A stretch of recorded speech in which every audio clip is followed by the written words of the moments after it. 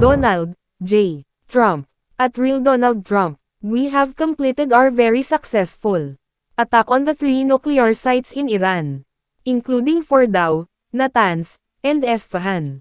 All planes are now outside of Iran air space. A full payload of bombs was dropped on the primary site, Fordow. All planes are safely on their way home. Congratulations to our great American warriors. There is not another military in the world that could have done this. Now is the time for peace. Thank you for your attention to this matter. Tagalog, Donald J. Trump.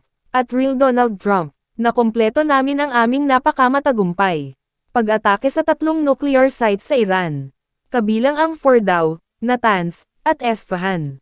Ang lahat ng mga eroplano ay nasa labas na ngayon ng hangin ng Iran. Espasyo, isang buong payload ng bombs ay nahulog sa pangunahing site, Fordow. Lahat, ang mga eroplano ay ligtas na sa kanilang pag-uwi. Binabati kita sa ating dakilang Amerikano. Mga mandirigma, walang ibang militar sa loob. Ang mundo na maaaring gumawa nito. Ngayon, ang panahon para sa kapayapaan. Salamat sa iyo para sa iyong atensyon sa bagay na ito.